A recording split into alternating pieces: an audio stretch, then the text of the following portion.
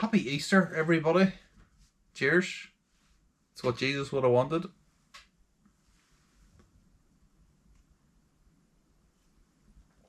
Chug for Jesus. I thought I'd come out here and do like a normal video. So I'm still getting back into the habit of making like videos, but I've got loads of stuff on my hard drive. So as I'm doing that, I'm kind of getting stuff out every week, which is good. Still got some, but I thought I'd come and kind of do like a video bringing us up to date with everything that's happened. So yeah, a couple of things then. One, it's not really been a good Friday so far, because I came out here to do a gravity reading on this and I smashed my hydrometer. That, you'll find, is the spur hydrometer. Fortunately, I always keep a spur, so note to self, please order one of them. So this, okay, that's a coconut porter. Okay, so it's been on 10, 11 days, something like that. I dry hopped it last night with more coconut.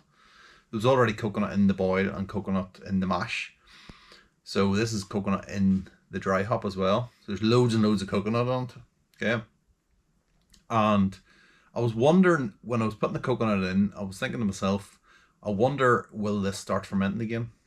So as an experiment, I don't really know what temperature to dry hop coconut at, because there's no kind of rules written for this. And I was going to put it down at 12 and I thought I'll just leave it up at like 21 and see if it starts fermenting again.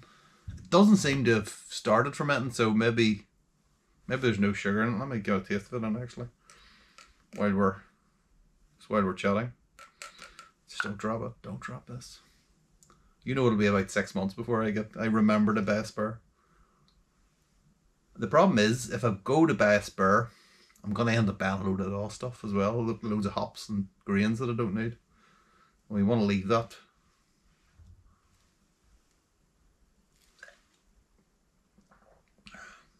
Oh ho! Wow. That is coconut heaven.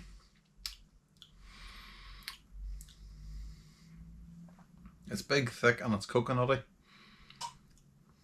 Very low carbonation. It's a pressure fermenter, but it's a very low carbonation on it. Oh, that's good.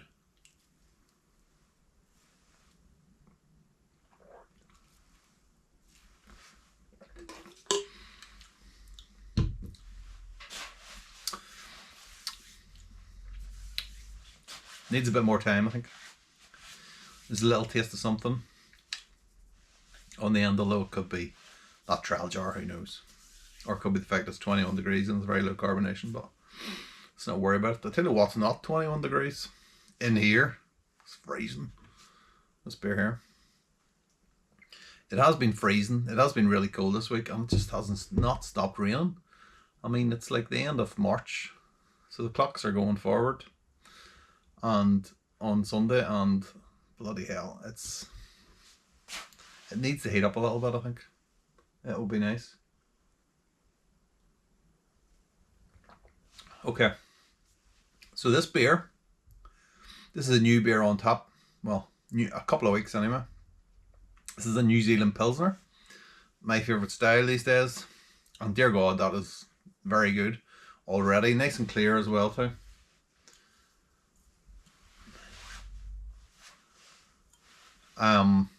So this one is using, normally with New Zealand Pilsners, as you know, anyone that watches this channel, you know what I like.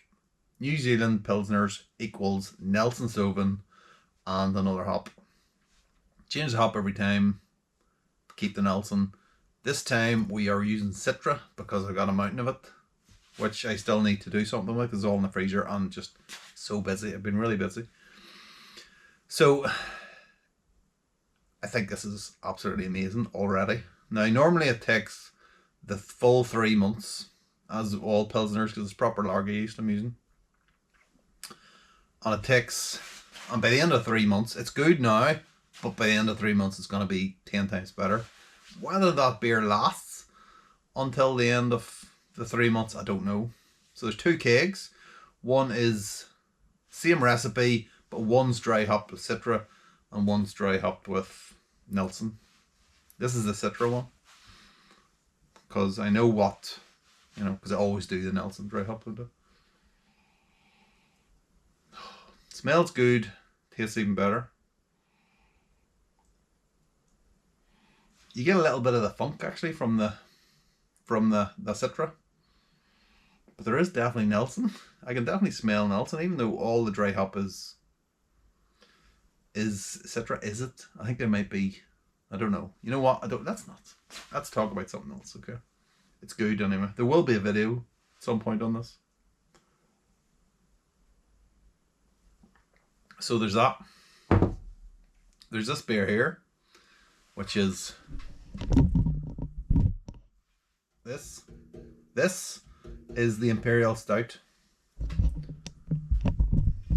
That's the 13% Imperial Stout. Sitting in that. Sitting on oak chips. And we've skipped the bourbon this time. Oak chips and a bit of vodka just. So we are sitting at about 8-9 degrees, it says on that. So I'm intending to keep it in there as long as I can. It's been in there 4 or 5 weeks maybe at least. Maybe as much as 6 weeks. No, probably about 5 weeks.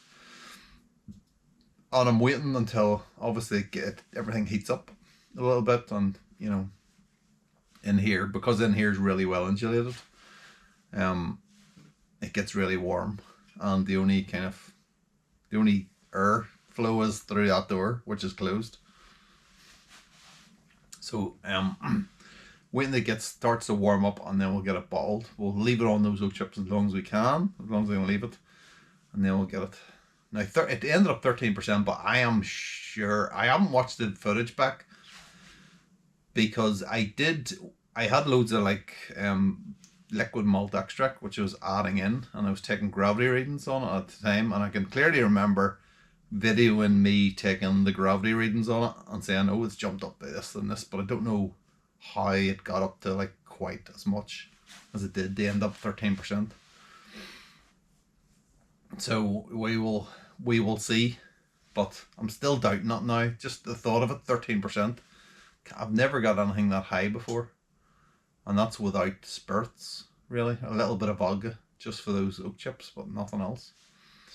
So yeah, that's worrying that it's got the 13%, because I'm very much now 4 to 4.5%.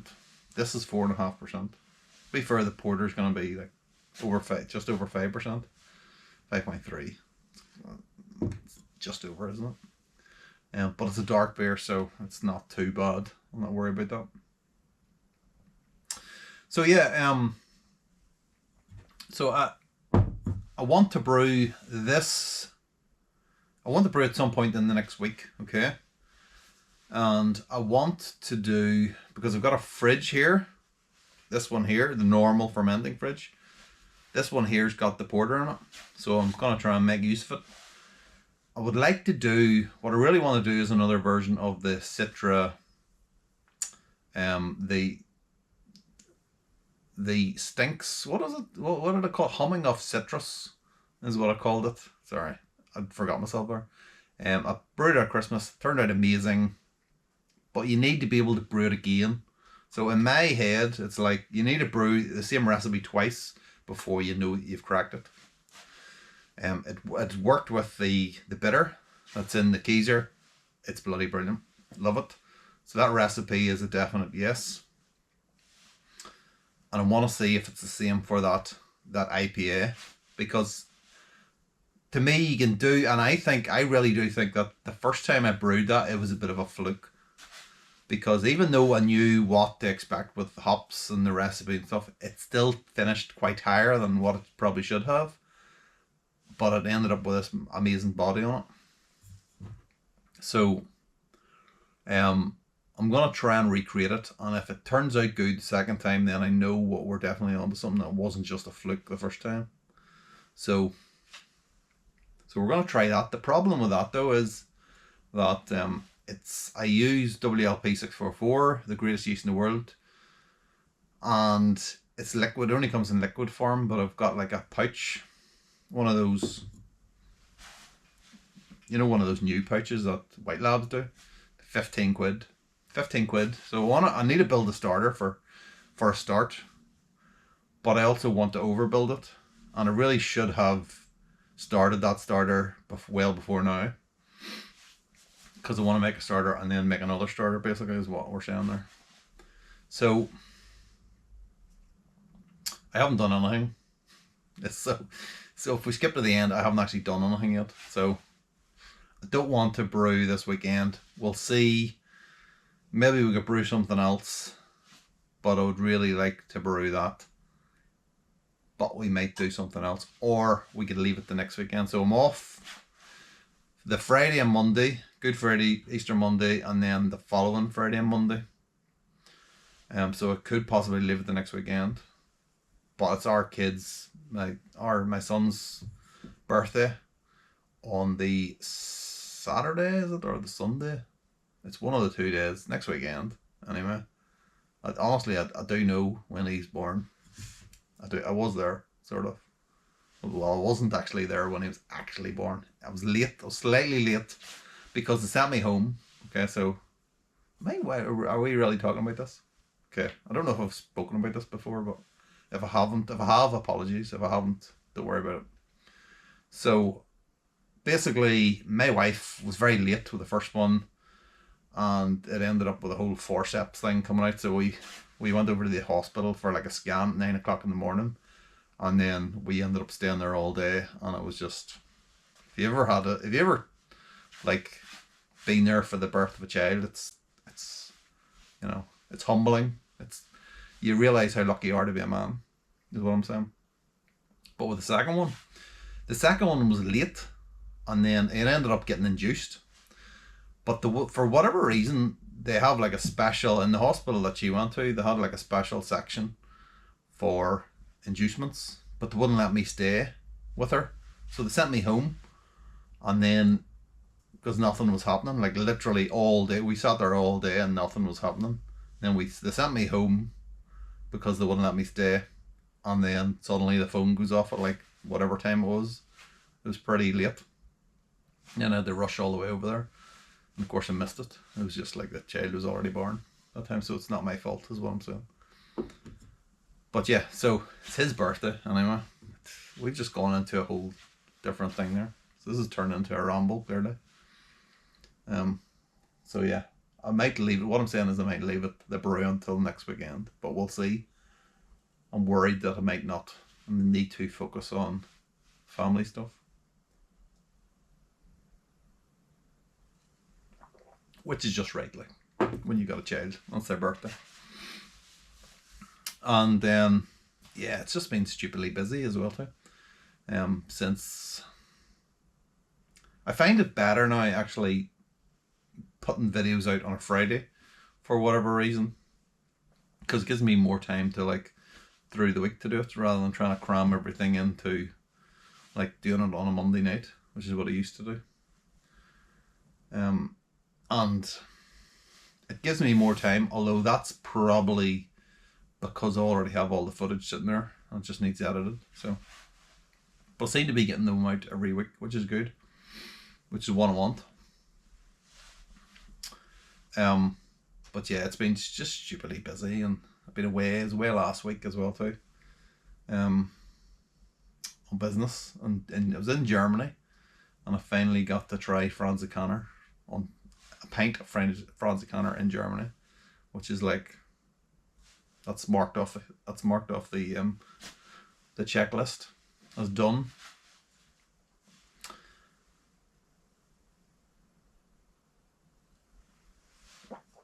And then just Pilsners. And you know what? I have a German Pils on tap over there. And to be fair now, it wasn't like, we were in, like, it was like a local Pilsner, little restaurant. And we were getting stuff, and it tasted pretty much like what I got on tap over there. So that was a bonus. That was good. And it was only like 4.5%, something like that. So that's a big check to me for brewing that. Authentic. And then just sore. So I did my shoulder. at the end of the year last year. And it was kind of, I'd done it before, if you recall, the water slide incident. And I did the meniscus, I tore the meniscus in my knee, and did my rotator cuff as well, a little tear in there as well. This was years ago, 2019 was, and it's come back with a vengeance. The shoulder, not the knee. Knee's not too bad. And I was at the physio earlier on today, and I'm absolutely battered now. And I'm just, I can feel it. It's like throbbing. They were using like I don't know if you've been to the physio, but they've got this thing now called shockwave treatment or some shit like that. And it's like, what do you call it? It was like weaponized ultrasonic or something like that. And that's exactly what it felt like, as it being attacked. So yeah, basically my shoulder is just throbbing at the minute. But hopefully that'll get sorted. So anyway, I'm gonna go. Because I don't want to be sitting here rambling for the next 20 minutes. I could. I mean, God knows I could.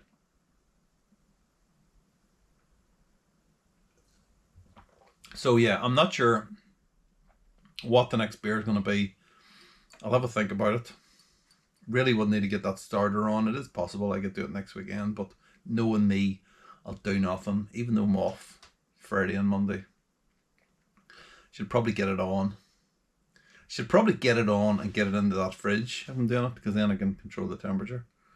That will be an idea on the stir plate.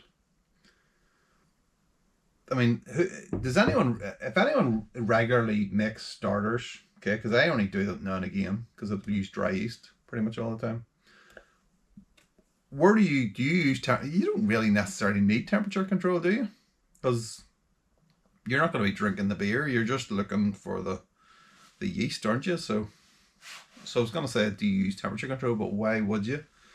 I could just do it in the house and just let it sit. Because all you want is the white deposit at the bottom, isn't that right? Okay.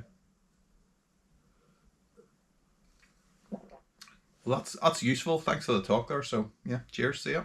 Happy Easter.